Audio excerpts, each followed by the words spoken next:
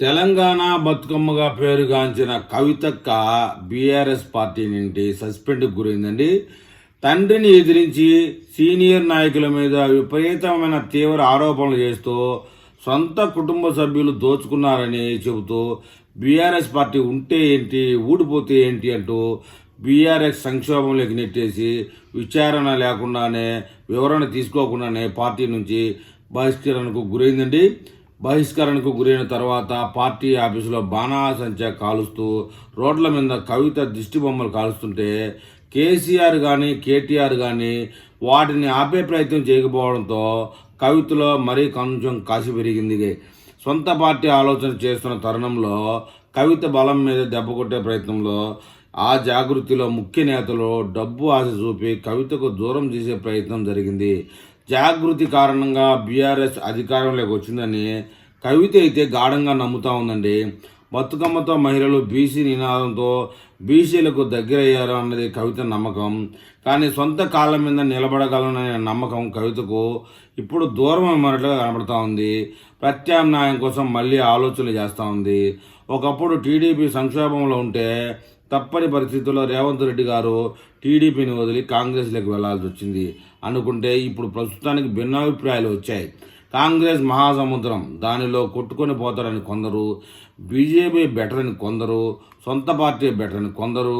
కానీ ఆ రోజు రేవంత్ రెడ్డి కాంగ్రెస్ వెళ్ళినప్పుడు కాంగ్రెస్ వడ్డించిన విస్తరి కానే కాదు, కాంగ్రెస్ కోమాలో ఉన్న సందర్భం అయినప్పటికీ రేవంత్ కాంగ్రెస్ ఎంట్రీ సీనియర్స్ అందరూ వ్యతిరేకించారు. తెలంగాణ రాష్ట్ర సమితి కూడా రేవంత్ కాంగ్రెస్లోకి రానివద్దని తెర వెనుక ప్రయత్నాలు అయితే చేశారు. రేవంత్ కాంగ్రెస్లోకి వెళ్ళిన తర్వాత కూడా సీనియర్ నాయకులు ఆయనను అంటారని వాడిగా చూశారు. మీడియా ముందు దుమ్మెత్తు కూడా పోశారు. ఆ రోజు టీడీపీ అభిమానులు అసంతృప్తి చూపించారు. కాంగ్రెస్ సీనియర్స్ దూరం పెట్టారు. బీజేపీ సంబరపడింది. కానీ రేవంత్ అన్నింటినీ భరించాడు. జనానికి భరోసా కలిగించాడు. అధిష్టానాన్ని మెప్పించాడు. తనను వ్యతిరేకించే వాళ్ళను తన వైపు తిప్పుకున్నాడు. ఈరోజు ముఖ్యమంత్రి కాగలిగాడు. ఇప్పుడు కవిత కూడా సేమ్ ఇదే ఆలోచన చేస్తానట. పార్టీ కంటే ప్రత్యామ్నాయం ముఖ్యంగా ఆలోచన చేస్తూ ఉంది. ఆమె ముందున్న ఒకే ఒక ప్రయత్నం టీడీపీ. ఇది వినేవారికి జోక్లా ఉంటుంది కానీ రాజకీయాల్లో అన్నీ సాధ్యమే. ఇప్పుడు బీఆర్ఎస్ మీద పోరాటం తప్పని చేయాల్సిన పరిస్థితి. తనకు జరిగిన అన్యాయాన్ని ఎదిరించాలంటే కవిత సొంత వాళ్ళ మీద పోరాటం తప్ప మరో మార్గం లేదు. కేసీఆర్ కుటుంబం మీద ఉన్న వ్యతిరేకత తన వైపు తిప్పుకోవాలి. కేసీఆర్ కుటుంబం తెలంగాణను మోసం చేసిన తాను తప్పు తెలుసుకుని మళ్ళీ ప్రజలతో ఉన్నా అన్న సంకేతాలు జనంలోకి తీసుకెళ్లాలి. టీడీపీ ప్రస్తుత పరిస్థితిలో తెలంగాణలో స్తబ్దతలో ఉంది.